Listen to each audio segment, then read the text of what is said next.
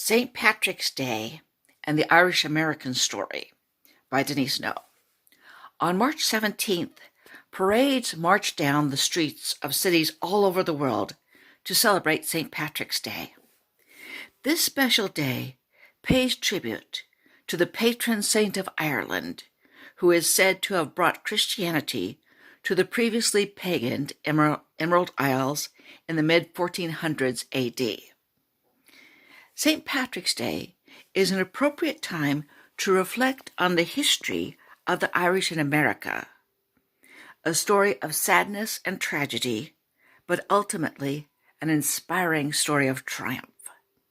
One sure way to date a film or program is to put in a sign warning, "No Irish need apply."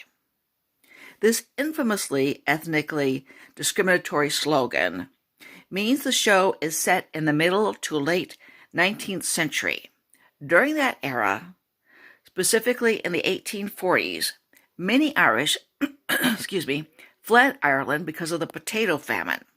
However, for generations prior to that disaster, Ireland had been a country known for its extreme poverty. Its people had also suffered under the political domination of Britain. Victorian era Irish immigrants to America tended to congregate in slum neighborhoods noted for drinking and violence. The police patrol wagon became known as a paddy wagon because those arrested were so disproportionately Irish.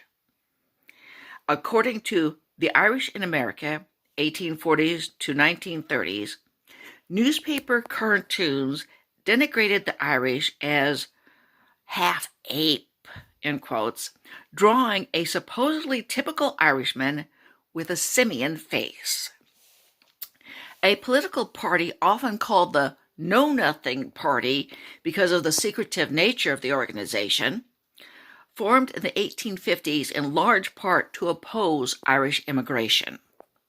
19th century Irish immigrants, lucky enough to find employment despite the common "No Irish need apply" signs, tended to cluster in occupations that required little education or skill. Irish men often performed manual labor or toiled in factories, while Irish women worked in homes or as domestic servants. In The Economics and Politics of Race, Thomas Sowell writes, as late as 1920, 4/5 of all Irish working women were domestic servants. However, as the years passed, America's Irish rose both socially and economically. They enjoyed special success in politics. One reason they succeeded in politics is that Ireland had a history of forming grassroots organizations to cope with Irish oppression under British rule. Ireland also boasted a tradition of colorful oratory. Skills as organizers and speech makers helped propel Irish Americans into positions of political power. The skills were also useful in the labor union movement, in which Americans of Irish ancestry have been prominent. The success of the Irish in America is so great that there are 34 million Americans of Irish ancestry, 9 times the population of Ireland. One especially quirky but telling measure of the position of Irish Americans can be seen in the fact that many people in this country, regardless of heritage, recognize St. Patrick's Day by enjoying a meal of corned beef and cabbage. Indeed, many restaurants make a special practice of serving this dish on St. Patrick's Day. Interestingly, corned beef and cabbage is not a dish that originated in Ireland, but among the Irish in America. At the time of the wave of Irish immigration to the United States in the 19th century, the common people of Ireland could not afford corned beef, although they cooked a somewhat similar traditional dish made of bacon and beans. Irish immigrants in New England found corned beef inexpensive enough for them to buy. They began to substitute it for the traditional bacon.